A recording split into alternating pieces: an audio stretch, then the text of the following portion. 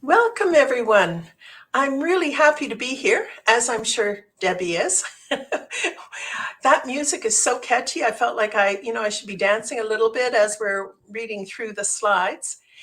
I'd like to start by thanking our sponsors, the province of Alberta, and also Compound XP. They're our technology providers, and they provide the support for all the behind the scenes.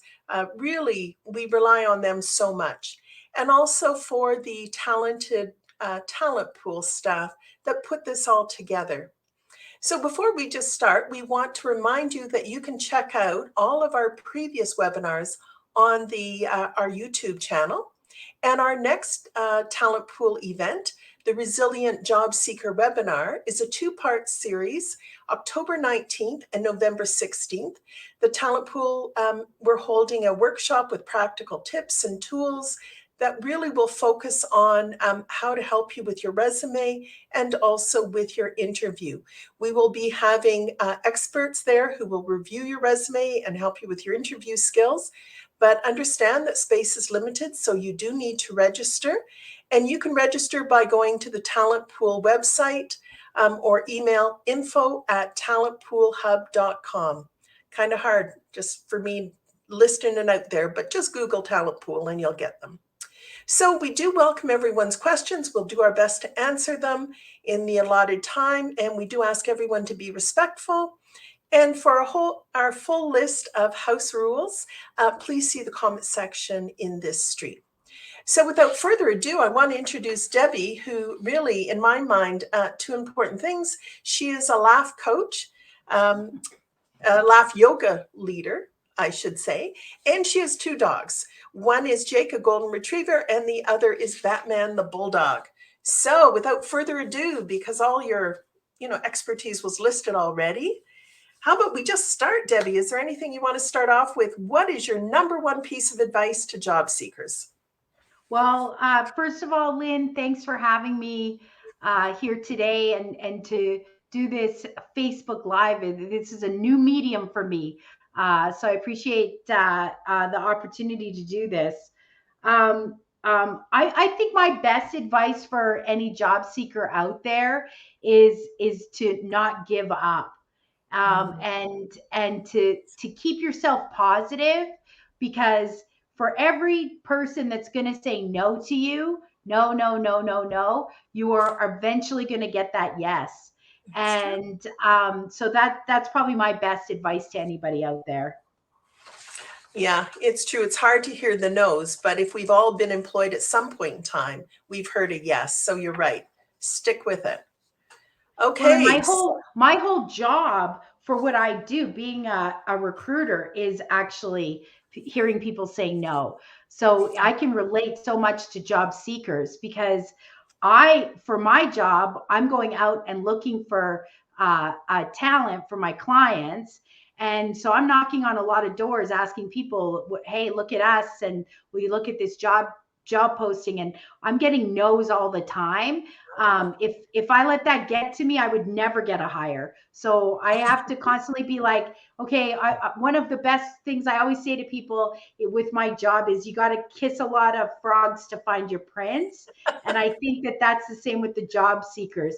They got to go out there and kiss a lot of frogs, and then finally they'll find their prince, or the best company that it is that they want to work for.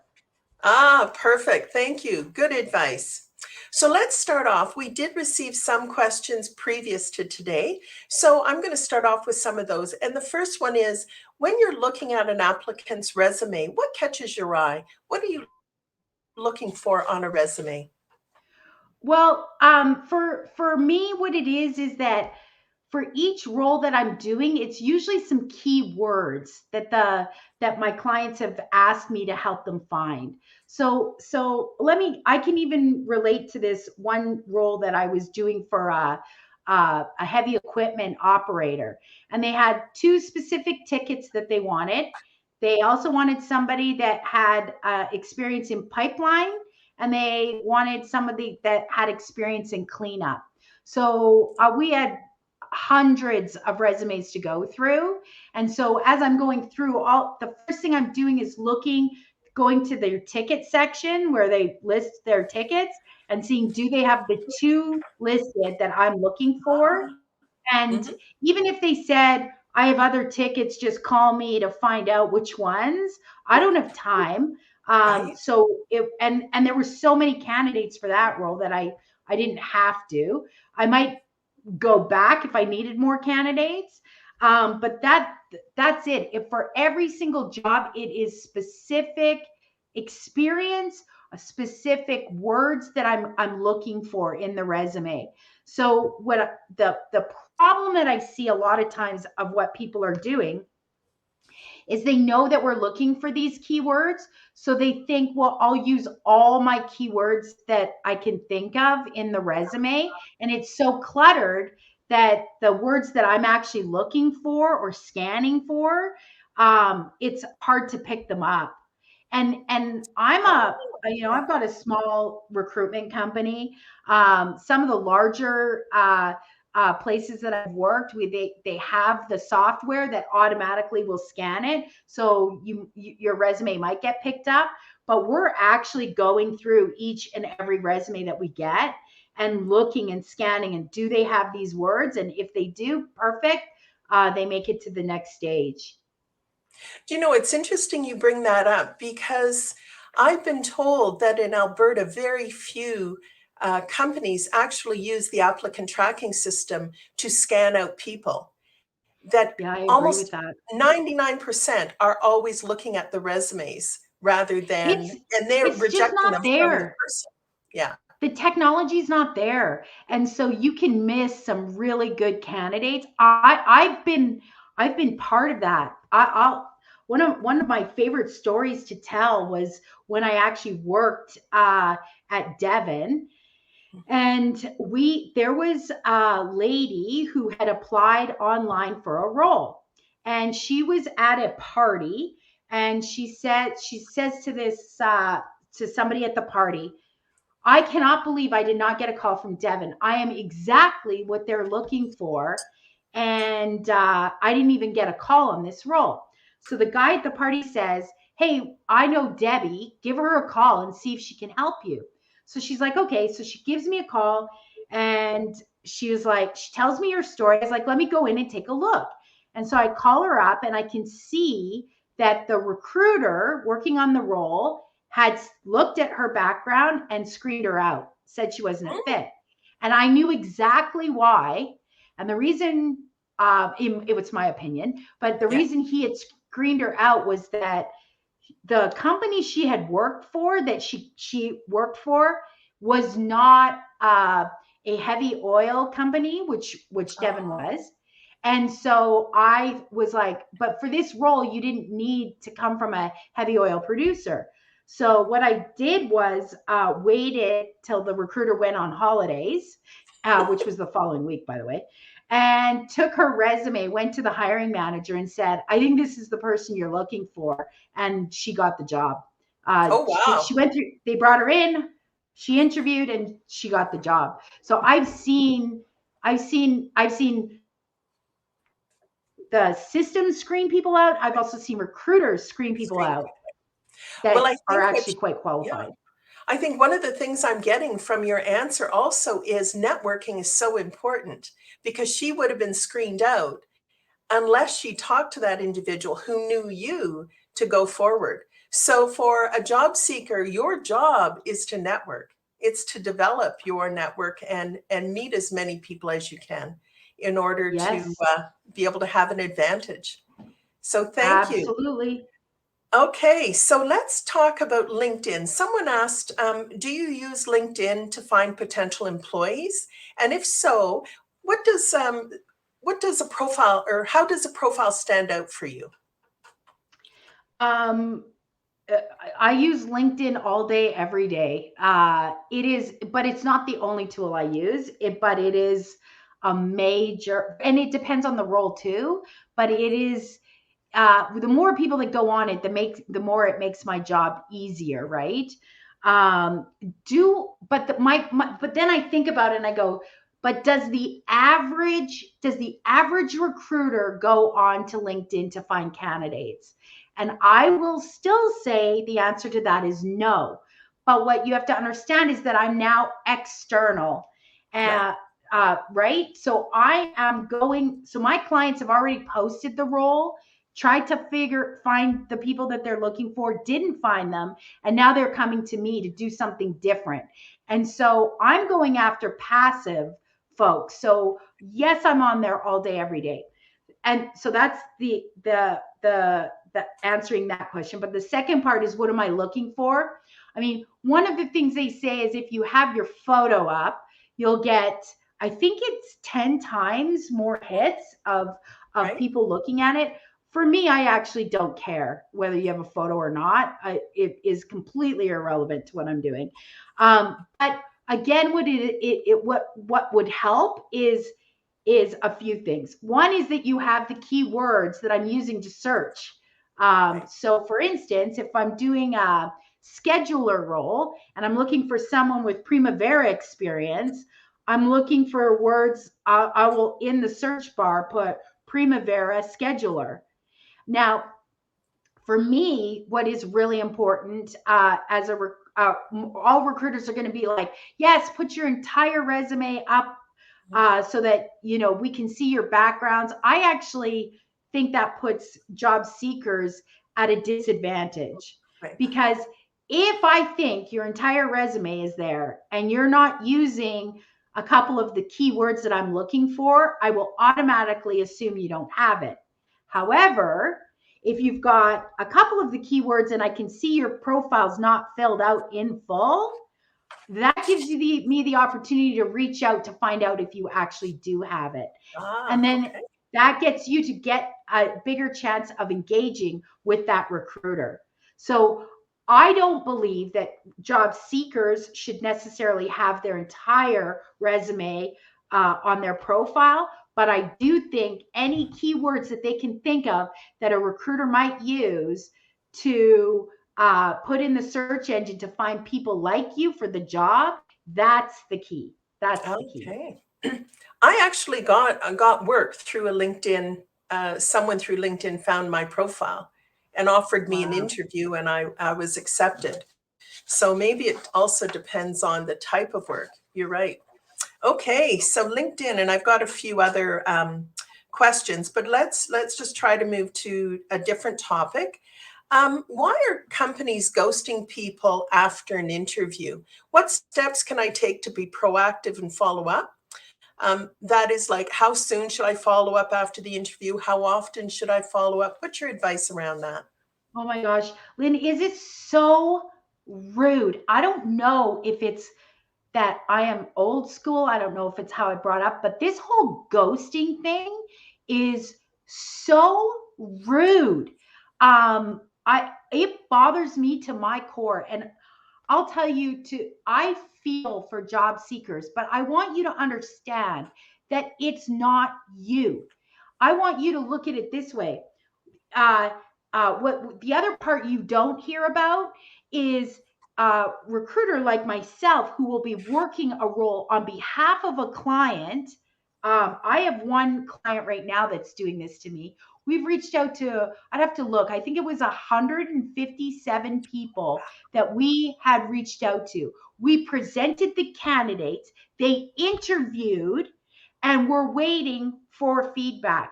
Do you know what? That was 4 weeks ago now that they did that, and they aren't returning my calls. So this is not just and I'm dealing directly on my emails when I'm following up to go, like, what are we doing? Like, what's going on? The hiring manager and the recruiter I are both on there. So I've got HR and the hiring manager, and they are both ghosting me. And I will tell you this: it your the damage it does to a company's brand being that rude, and I think the problem that we have in Calgary is and I know that there's people from all over the place, but specifically, I would say mostly in Calgary, is that a lot of the companies that I recruit the candidates can't be also a consumer or buy their product. And so what we see is like down in the States, for instance, is we see companies like, for instance, I'll give you an example like Gillette. Okay. Well, you can be a customer of Gillette. So it is imperative that they get recruitment down pat Right. and are expert in recruiting, because they could be losing customers if Right. they treat people and ghost people. But here we don't have that as much. So I want you to think about the customers that are the companies that are ghosting you, and go, are these companies that I could be their customer? Chances are you can't.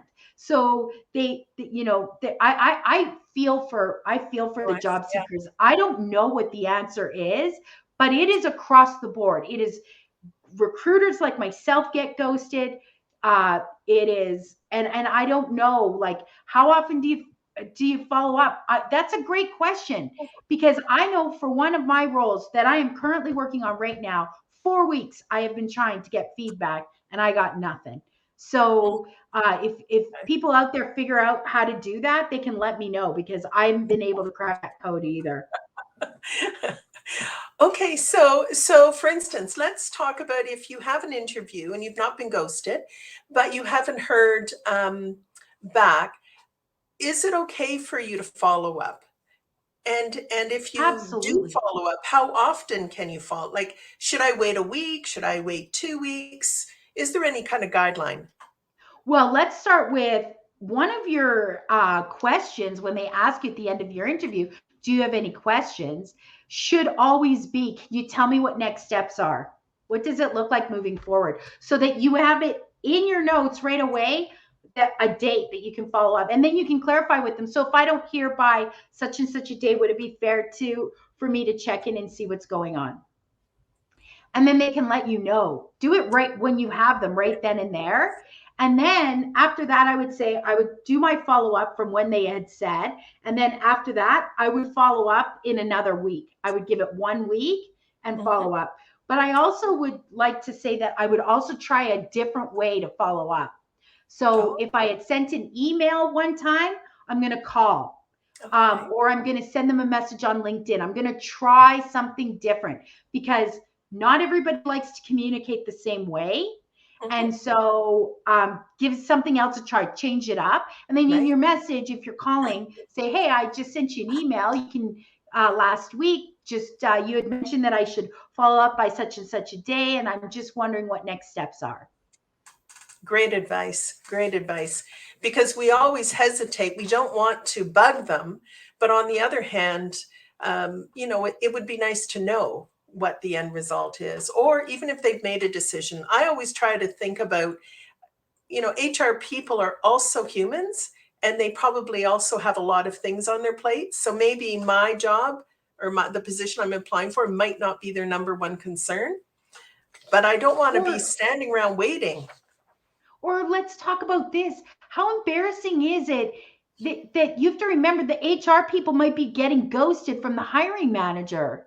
So they're So, following up, going, what is going on? And they can't get an answer. right. So how would you feel to then have to call a candidate and go, yeah, this hiring manager, it's been 2 weeks and he's still not getting back to me? It's embarrassing. Yeah. So they probably go, well, it's easier just to go, you know what, they're probably mumbling, your guess is as good as mine. I keep trying to get a hold of this guy and I got nothing. So yeah, I think it's hard on everybody when the HR's got a lot on their plate, but I know the hiring managers have a lot on their plate. I think the hard part is we're all trying to help. We're trying to Right. help. Right. So once you get these people in, and or cut them loose, or whatever that looks like, so that people can move forward, it's going to make everybody's life easier. But at that point in time, for some, it's impossible to get through. I'm just going to share quickly here. When we talk about, I think the times right now are very strange. My next door neighbor got hired by Alberta Health Services 8 weeks ago, and she still hasn't started because they haven't got all the paperwork done. And so that shows that, if she was a single parent with children, she would need the money. but somebody is overworked or something. So sometimes we just have to be patient or move on and Yeah. and continue looking. So okay. I love Um, that too, Lynn. Let's say, uh, we never, when we get a role from a client, even if once they go to interview stage, we're still getting people to see if we can get anyone in our back mm, pocket, just in case at any point things go sideways. The exact same thing needs to happen with a job seeker. Just because you have an interview lined up doesn't mean you take the foot off the gas. You keep going until you've got, because the best case scenario is that then you've got competing offers, right. right? And then you can actually go, okay, which is the one that I really want? So that's the key for that. But yeah, don't stop until you have signed on the dotted line and know what your start date is. Even if you sign and they go, well, we don't know when you're going to start. It depends on when your paperwork's done. It is your responsibility to keep going. Just keep going. Yeah, until you find very good advice. And you've moved very nicely into my next question, which is about negotiating. How do we negotiate salary, compensation? Do you have any tips as job seekers for us? Yeah, know what you're worth. You guys, I'm not sure if everybody knows this. It might be common knowledge now, but there is on Indeed now. Employers cannot post jobs without saying what the salary is, and if they won't put what the salary is, Indeed guesses, and they could guess higher, they could guess low. They'll guess, but your posting automatically goes to like page 5 or something. And what happened was there's actually one of the states, I don't know which one, but they made it law that all their postings had to have the salary. And that's why you're hearing, I don't know if you guys have heard this in the news right now. They're saying that there's a huge bump coming to everybody next year, because companies can't get away with hiring new staff at the inflated rates without getting the people who've been there for a while, bumping them as Oh, well. oh, no, And I've and not heard that. so yeah, so Indeed, they're saying, that part of it is because these job boards are insisting now that you put what the job pays, and that's to also make sure that you're not paying men more than women, or that they're saying this is what the job is going to pay, and what the range is, and so to just to make it more fair for everybody. Do I think that there's a lot of room for negotiation? Yes and no. I think it depends on your role. I think it depends on the job. There are some of my clients that have a lot of wiggle room.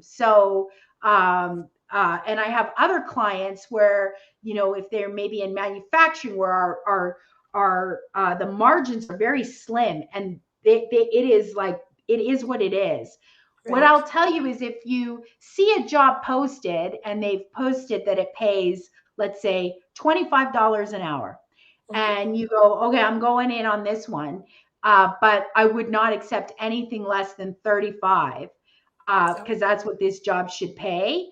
That's not ever going to happen. right. They were upfront from the beginning. They said that was what their budget was. There's no room. However, if they said they had a $25 to $35 an hour range, and then they offered you 25, there is room to negotiate that extra $10. But you have to be able to articulate why. So if the posting said, they wanted uh, 3 to 5 years of experience and you offer 5, then you go, well, that's one reason I would be on the high end, right? So make sure you're able to put a list of why you would be at that 35. Maybe it's that in your previous, couple of jobs, you've been at the higher end of the scale. You just have to know your value and know your worth. Right, right. Really, really good advice. Okay. So let's go back to LinkedIn. We have a question about how do I present my information on LinkedIn and on my resume if I'm looking for two different types of work. So I'm assuming this person may be, well, I'll tell you, they were a lab technician in their home country. So it's a person who's immigrated to Canada, and they've got their healthcare certificate here. And so they really are trying to figure out, I would love to get back into the lab technician uh, field, but that might not be possible right off the bat. So, how do I present my information, whether it be on LinkedIn or on the resume? Do you have any suggestions for people that are trying to pivot? Well, if we're going to pivot, what we want to do is get people to focus on where we're pivoting to. So Okay. not what we were, but where we're going. So, for instance, if I was a lab technician, but now I'm sorry, what was it? What are they doing It was a now? healthcare aide. Healthcare aid, and now I'm going to be looking for healthcare aid roles. Then I'm not going to put very much. I might mention that because they might see that sciencey background and like that. But I'll have like one line, like I worked here from this to this, and then try to pick what is the one skill I use there that would be similar to the skills that I'm going to be using in my new job. Right. And that's how I would do it. But I'll tell you a funny story, Lynn. When I was at Suncor, they were on SAP. And I don't know if you've ever worked in SAP, but it's No. a monster. And so in when I moved over to Devon, my boss from Suncor had left and went to Devon and asked me to go there. So he asked me for my resume. So I give him my resume, and on my resume, I say something about working in SAP. And so he was dying laughing, and he brought it to my attention. He said, Debbie, you hate working in SAP. And I was like, yeah. And he goes, and you're not good at it. And I was like, no, I'm terrible at it. And he goes, why would you put that on your resume? And I go, well, because it's a skill that people look for. And he goes, so? And I was like, yeah, that makes sense. So even though you have skills in different areas, you does not necessarily mean you need it in your resume. I took it as soon as he said that. I laughed and I took it out actually, Ah, because I don't want to work in SAP. I don't want people to think that if they hire me that I'm going to want to work in SAP. So that has to come out. So make sure when you're looking at your resume to take you want the stuff that people are going to focus on and the stuff you want to do, the meat stuff, the meat mhm. and potatoes of your resume have to be that. And all the stuff that you were or that you have done that you don't want to do anymore can come out. It does not need to be in there. Well, that actually answers a question about how do you know what you should and shouldn't include in your cover letter and resume. This person said they struggle to determine what is of value and what isn't, and especially when the idea is that you're supposed to cut your resume down to maybe 2 pages. How do we determine what to include? So I don't know if you want to expand on what you just said. Yeah, the thing that we used to see all the time is the number one reason that I would say, especially people that were new to Canada, what they would do is when we got to it was more the interview phase, but we would see it too in their resumes were so cluttered. And then we bring them into interview and they would be like, yeah, I can do the role that you're hiring for, but look, this is all the other stuff that I can do. And I always say, like, and that's where they blew it, right? Because it's a buy sell relationship. The companies are buying a skill set and you're selling a skill set. Right. So if they're saying we're buying an accountant and you go, I can do accounting, but I can also do auditing and I can do this and I can like, and you think like, oh yeah, they're going to be so impressed with all these other skills. It's like, no, they are looking for this one skill set. That's it. So that's what you have to think about in your interview.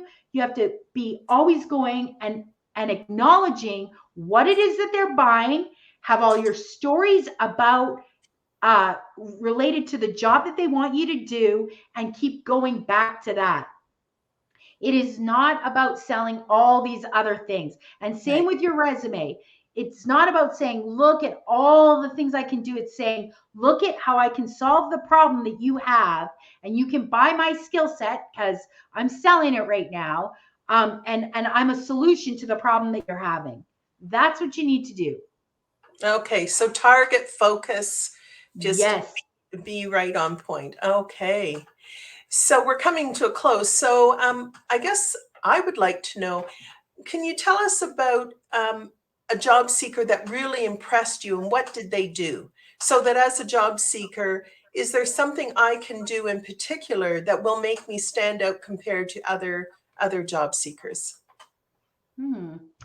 A job seeker that's really stood out recently. I do have a story. So we had a role that we're working on, and we had contacted over 100 people on it, and we aimed sometimes a little too high. Mhm. The individual was at a manager level. We were looking for an individual contributor, but a lot of times when we're reaching out, we're also seeing if they know anybody in their network. And this individual was so strong and so good that we did what was is called skill marketing. So once we talked to the guy and we were like, well, would you be interested in working for our client? Not for this job, but if there was a different job. And they were like, yeah, absolutely. We told them about it. We gave them link to their website, and they liked what they were doing. And this role required relocation too. Oh, So we went to the client and said, look, we know this guy is not a fit for your role, but he is so good and such a mm, fit for your organization.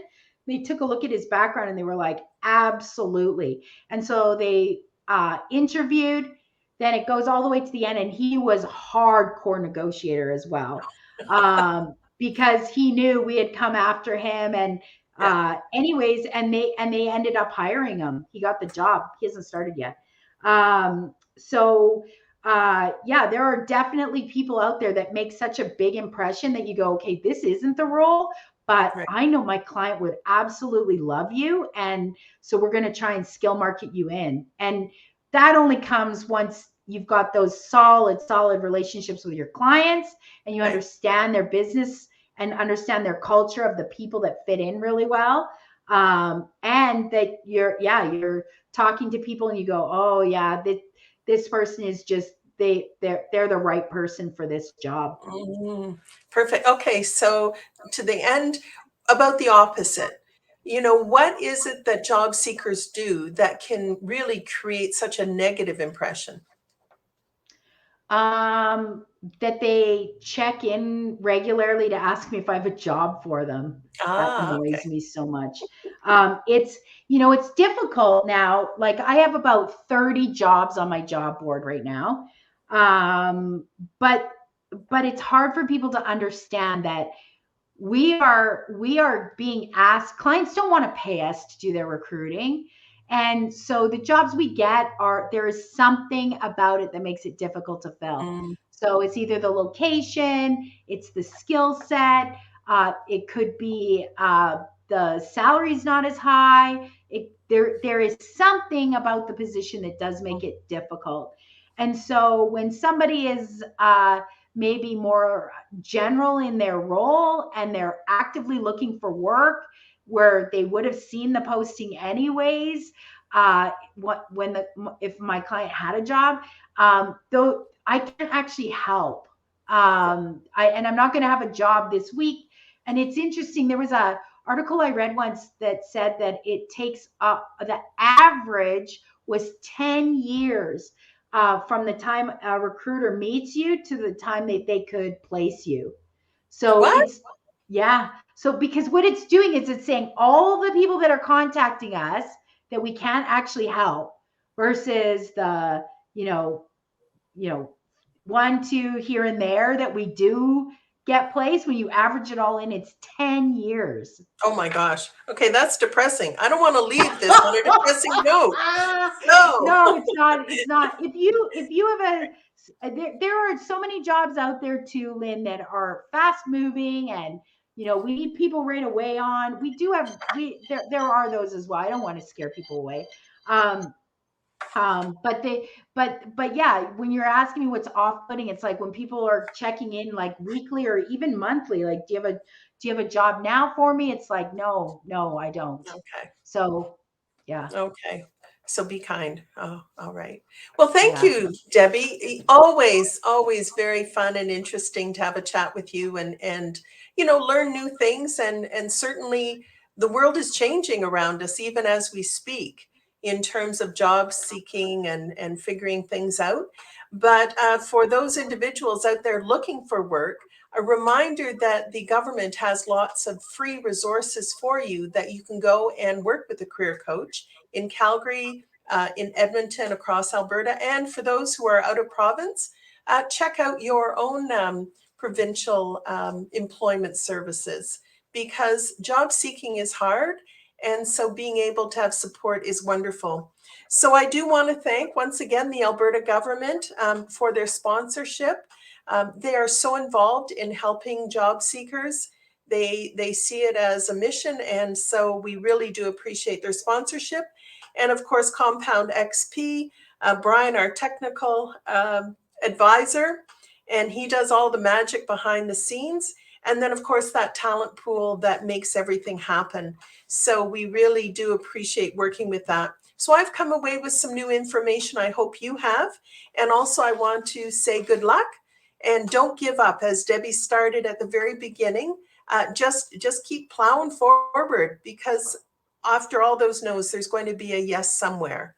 So good luck and good day.